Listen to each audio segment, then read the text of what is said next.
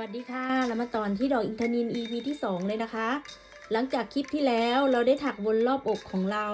14ดอกเราวางประกบกันแบบนี้หน้า7ดอกแบ่งไปด้านหลัง7ดอกอันนี้เรามาร์กไว้สำหรับดอกแรกนะคะใน EP ที่2นี้เราจะถักต่อลงด้านล่างหรือต่อลงลำตัวเป็นความยาวลำตัวก่อนนะคะ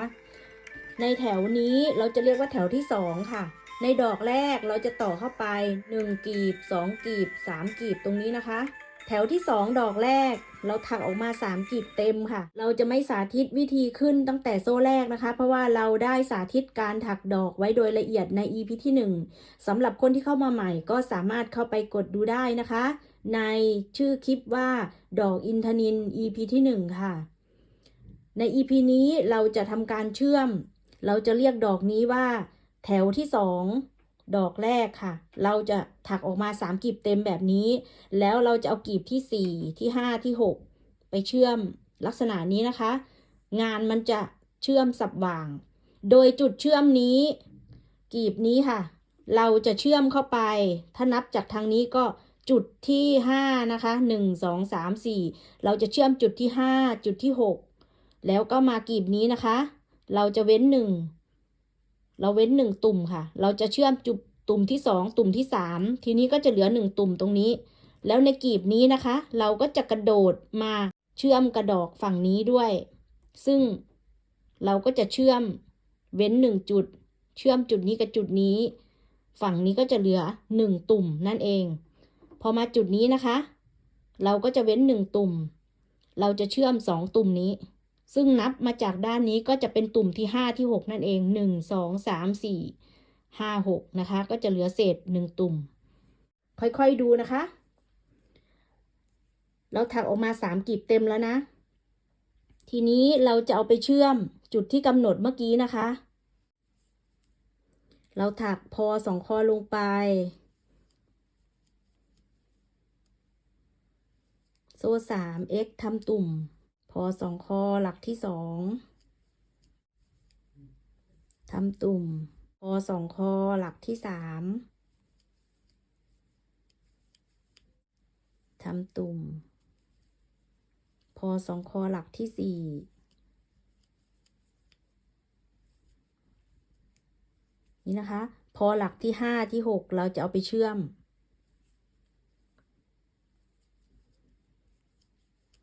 โซ่1แล้วก็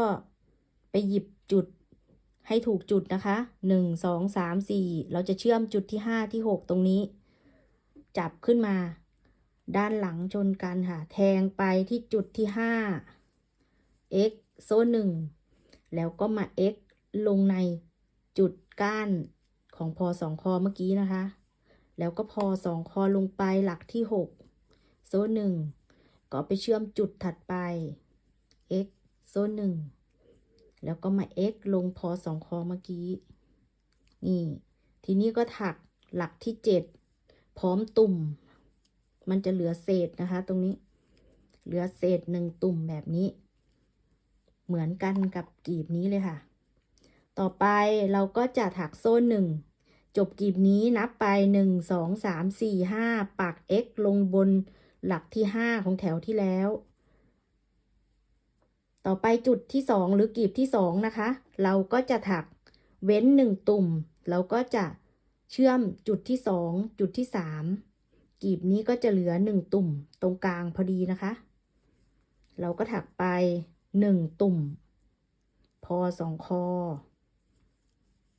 โซ่3ทำตุ่มนี่นะคะทำตุ่มออกมาก่อนทีนี้เอาตุ่มที่2ที่3ไปเชื่อมตุ่มที่2ด้านนี้เหมือนกันนะคะเว้น1ตุ่มเอาไปปัก x ลงในตุ่มที่2โซ่1แล้วก็ x ลงที่เดิมตุ่มที่3พอ2คอโซ่1แล้วก็เอาไปเชื่อมตุ่มที่3ถัดไป x ทีนี้เราก็ถักตรงนี้นะคะกีบนี้พร้อมตุ่มเลยเราจะแปะผังลายประกอบนะคะสามารถกดดูผังลายประกอบได้ตามภาพเลยค่ะนี่โซ่3ทำตุ่ม ตุ่มนี้ตุ่มเศษนะคะ ทีนี้เราจะกระโดดมาปักเชื่อมกับกลีบนี้เลย โดยกลีบนี้ก็จะเว้น1ตุ่ม เราก็จะเชื่อมจุดนี้กับจุดนี้ แล้วก็ตุ่มสุดท้ายก็จะเหลือเศษนะคะ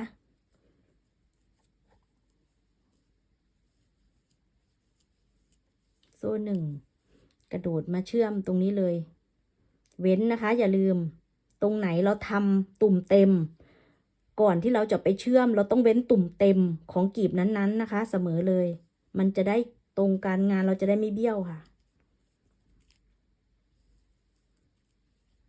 แล้วก็ตุ่มถัดไปก็เชื่อมโซ่1แล้วก็ไปเชื่อมจุดที่6x ลงที่เดิมทีนี้พอ2คอหลักสุดท้ายเราก็จะถักแบบนี้นะคะทำตุ่มมันก็จะเป็นเศษตรงหลักที่7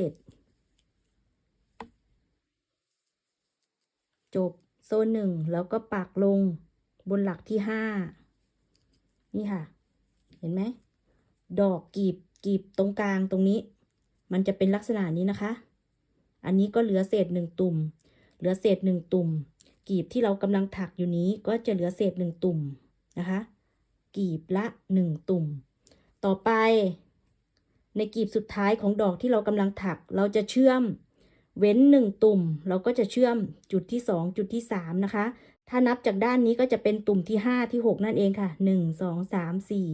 5 6เห็นไหมคะถ้านับจากด้านนี้ก็จะเว้น1ตุ่มเอาตุ่มที่2ที่3ไปเชื่อมฉะนั้นเราถักออกมา1ตุ่มพอ2คอโซ่3ทำตุ่มแล้วก็เอาตุ่มที่2ที่3ไปเชื่อมด้วยโซ่1แล้วก็เว้น1หลักปักลงตุ่มถัดไป x พอ2คอหลักที่3ลงไปโซ่1แล้วไปเชื่อมหลักที่3โซ่1 x นี่นะคะทีนี้ที่เหลือ4หลักพร้อมตุ่มเราก็ถักให้จบกลีบนี้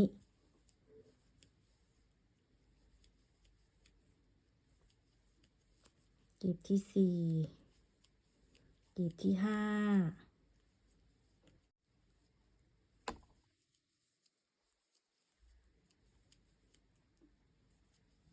กลีบที่7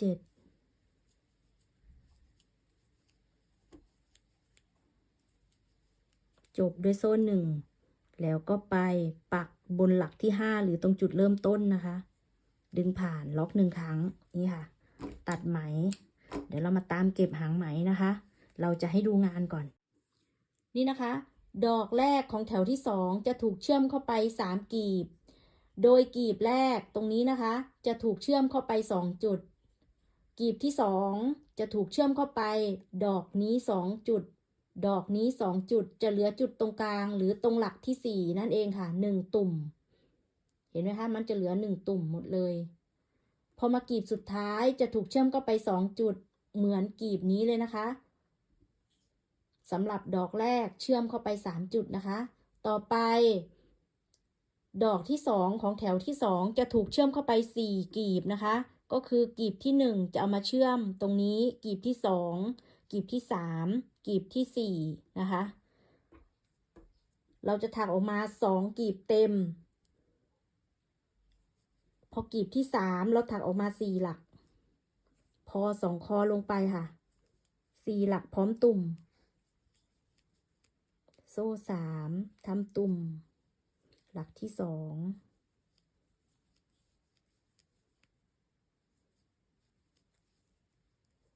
หลักที่3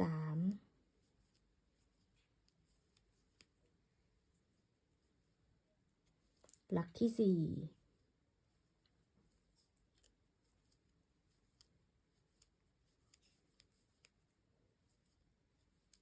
หลักที่5จะเอาไปเชื่อมนะคะหลักที่5ที่6นี่เชื่อมเราก็จะถักโซ่1แล้วก็นับค่ะ1 2 3 4 5หยิบจุดที่5หรือหลักที่5ขึ้นมาแทงเข้าไป x โซ่1 x ลงที่เดิมหลักที่6 เอาไปเชื่อมด้วยโซ่หนึ่งแล้วก็ปักลงจุดถัดไป x โซ่หนึ่ง x ลงในหลักของมัน หลักที่7ถักออกมาพร้อมตุ่มด้วยโซ่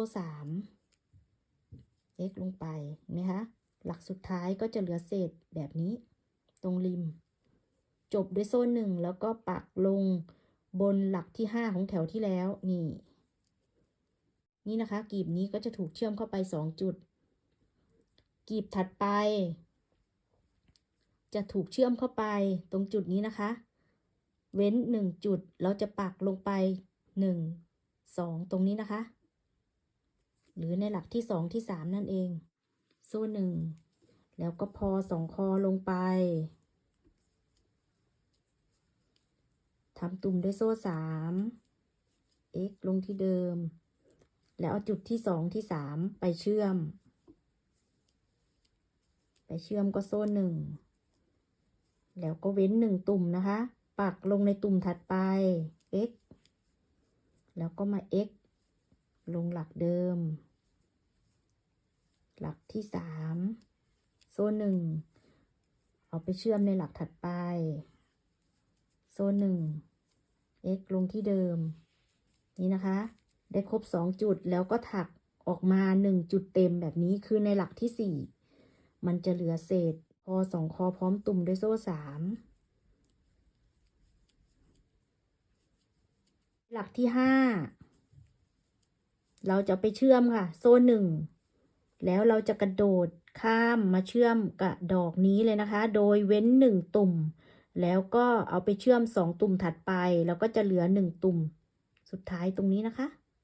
เราก็แทงเข็มแล้วก็ x โซ่1 x ลงที่เดิมตุ่มถัดไปโซ่1 x โซ่1 x ลงที่เดิมพอได้ครบ2จุดแล้วก็ทำจุดสุดท้าย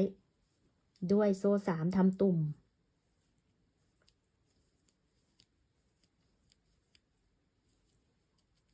จบด้วยโซ่1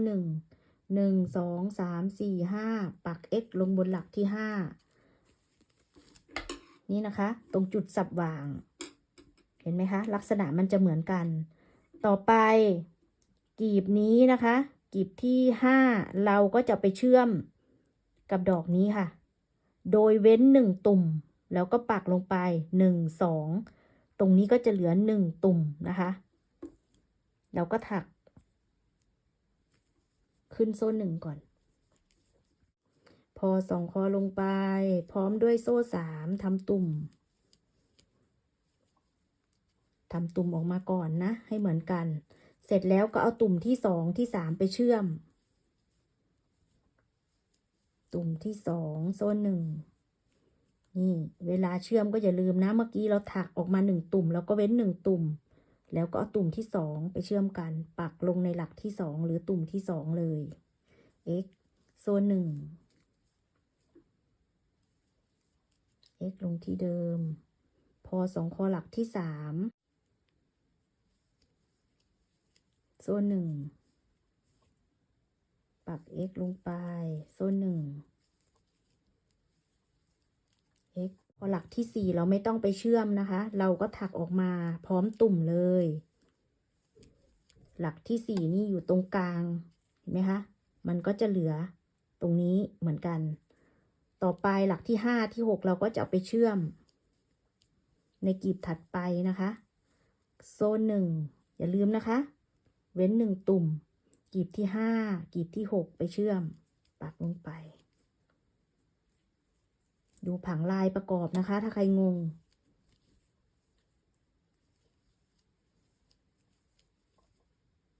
จุดที่5จุดที่6เอาไปเชื่อมนี่นะคะทีนี้ก็ถักหลักที่7พร้อมตุ่มตรงริมมันจะเหลือเศษ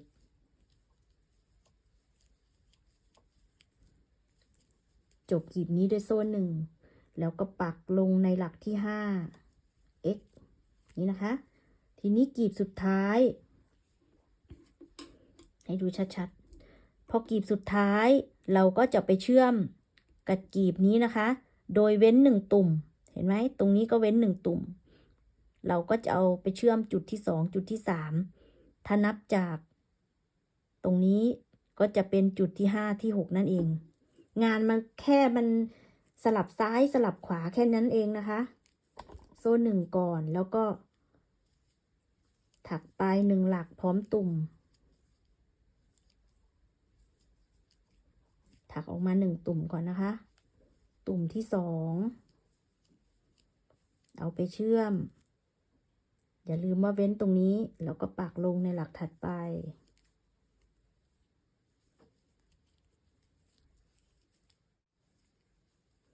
หลักที่3เอาไปเชื่อม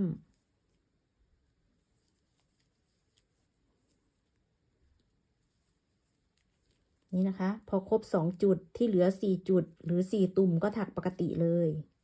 แล้วก็จบกลีบได้เลยค่ะ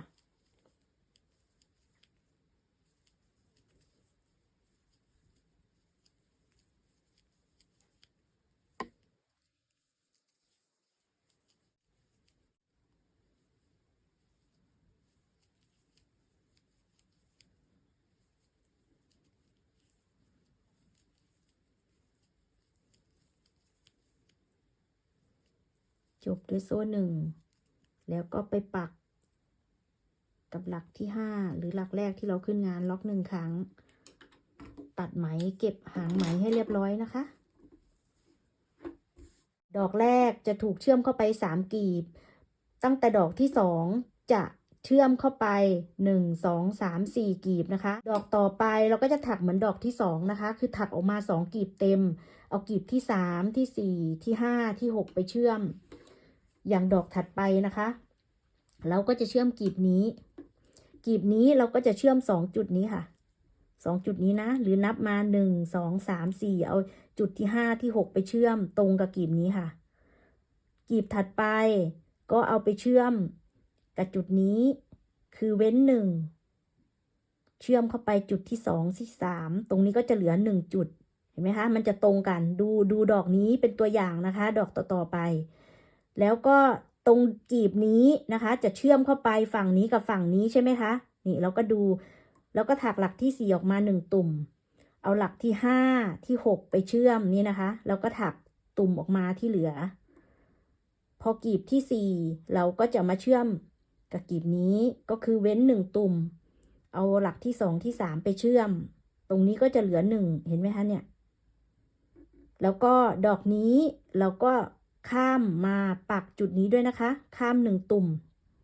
นี่คือจุดนี้แล้วก็เชื่อมเข้าไปจุดนี้กับจุดนี้เห็นไหมคะมันก็จะเหลือ1 ตุ่มเนี่ย1 ตุ่มซ้ายขวานะคะดอกที่ถูกเชื่อมเข้าไปแล้วจะเหลือ1 ตุ่มซ้ายขวาแล้วก็ตุ่มที่4เห็นไหมคะเนี่ยให้สังเกตงานเรานี่นะคะพอดอกสุดท้ายก็จะถูกเชื่อมเข้าไปเห็นไหมคะนี่1 2ตรงนี้ถักเหมือนกันกับดอกที่2นะคะยาวไปจนถึงดอกที่13นะคะพอดอกที่14เดี๋ยวเรามาเจอกันนะคะเราจะเชื่อมเข้าไป5 มุมหรือ5 กลีบนั่นเองถักวนรอบตัวเดี๋ยวเรามาเจอกันตรงดอกสุดท้ายดอกที่14ค่ะเราได้ถักวนรอบตัวยาวมาทั้งหมด13 ดอกทีนี้ดอกที่14เราจะเชื่อมเข้าไปกับดอกแรกด้วยนะคะเราจะเชื่อมทั้งหมด5 กลีบ1 2 3 4 5โดยดอกที่14เราถักออกมา1 กลีบเต็มค่ะเราจะเอากลีบที่2ไปเชื่อมนะคะเราก็ถักโซ่1ก่อนแล้วก็พอ2 คอ4 หลักพร้อมตุ่ม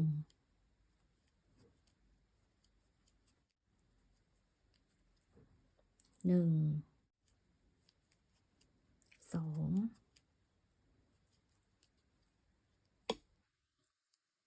หลักที่3หลักที่4ทีนี้เราจะเอาหลักที่5ที่6ไปเชื่อมเราก็ถักเหมือนเดิมพอ2 คอจะเอาไปเชื่อมก็โซ่1แล้วก็ไปนับนะคะ 1 2 3 4เราจะเชื่อมจุดที่5จุดที่6ค่ะเราก็ไปหยิบจุดปักให้ถูกจุดนะคะปัก x ลงไปโซ่1 x แล้วก็พอ2คอหลักที่6โซ่1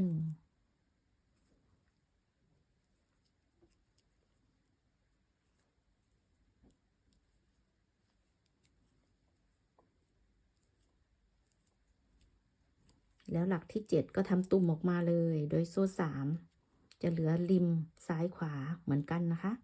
จบด้วยโซ่1แล้วก็ปักลงบนหลักที่5ปัก x ลงไปได้2กีบที่3โซ่1แล้วก็พอ2คอพร้อมตุ่มแล้วก็หลักที่2ที่3ไปเชื่อมกีบถัดไปเลยค่ะนี่ก็เดินตามลายเข้าไปเลย x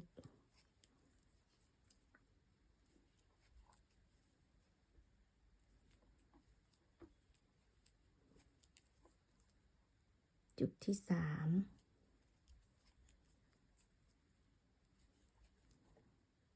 พอหลักที่4เราก็จะถักพร้อมตุ่มออกมาเลยนะคะหลักที่4นี่จะอยู่ตรงกลางก็จะไม่โดนเชื่อม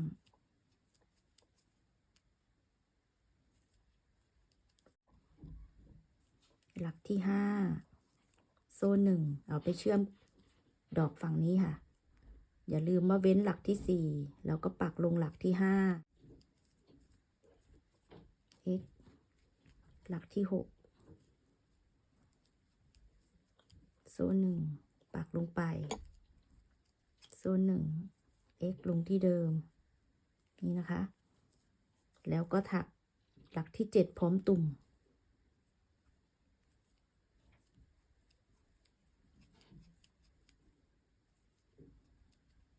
จบโซ่1แล้วก็ปักลงบนหลักที่5ปัก x ค่ะนี่นะคะกีบนี้จะถูกเชื่อมเข้าไป2จุดแล้วก็ตรงนี้อีก2จุดเห็นไหมคะมันจะเหลือเศษต่อไปกีบที่4เราก็จะเชื่อมเว้น1ตุ่มเราจะเอาตุ่มที่2ที่3ไปเชื่อมอันนี้ก็จะเหลือเศษในหลักที่4แล้วก็กระโดดมาเชื่อมกับกีบฝั่งนี้อีก2จุดเว้น1หลักตรงหลักที่4เห็นไหมคะมันก็จะเหมือนกันหมดเลยค่ะถักเวียนรอบเดี๋ยวเรามาดูตอนเราถักครบทั้ง6กีบนี่ค่ะดอกสุดท้ายดอกที่14ก็จะเชื่อมเอาดอกที่13กับดอกแรกเข้าด้วยกันนะคะวิธีดูง่ายๆสังเกตไหมคะ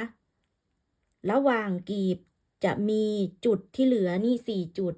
1 2 3 4แล้วบนกีบตรงนี้นะคะบนกีบ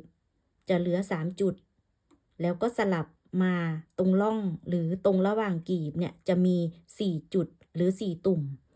บนกีบก็จะเหลือเนี่ยหลักที่4หลักที่4หลักที่4มันจะเหลือ3จุดแล้วก็สลับมาเหลือ4จุด3จุด4จุดเห็นไหมคะเนี่ยถ้ามันถูกนะเนี่ยสังเกตดูง่ายๆ4จุด3จุด4จุด3จุด4 3 4เห็นไหมคะมันจะสลับกันวางงานเหมือนเดิมก็คือดอกประกบดอกเราได้ทั้งหมด2แถวแล้วนะคะในแถวต่อไปแถวที่3ดอกแรกก็จะถักเหมือนกับแถวที่2เมื่อกี้เลยค่ะตั้งแต่ต้นคลิปเลยคือถักออกมา3กีบเต็มเอากีบที่4ไปเชื่อมกีบที่5กีบที่6ไปเชื่อมนะคะตั้งแต่ดอกที่2ถึงดอกที่13เนี่ยก็ถัก4มุมคือถักออกมา2กีบเต็มเอากีบที่3ที่4ที่5แล้วก็ที่6ไปเชื่อมนะคะวนรอบตัวพอถึงดอกสุดท้ายก็ถักออกมา1มุมเต็มแล้วก็ถักจบแถวเหมือนดอกเมื่อกี้นะคะที่สอนก็คือเชื่อมเข้าไปทั้งหมด5กีบนั่นเองค่ะส่วนความยาวนี่ถักตามต้องการเลยนะคะแต่ถ้าตามเราจะถักทั้งหมด1 2 3 4เราจะถักออกมาทั้งหมด6แถวแต่เดี๋ยวเราจะมาเจอกันในแถวที่6นะคะเพราะว่าตรงชายเราจะได้ปล่อยนิดนึงนะคะให้เพื่อนๆถักความยาวตามต้องการถ้าตามเราจะถักอีก5แถวเดี๋ยวเรามาเจอกันในแถวที่6ค่ะสำหรับคลิปนี้ก็หวังว่าเพื่อนๆจะชอบนะคะ เดี๋ยวไว้เจอกันใหม่ใน EP ที่ 3 สวัสดีค่ะ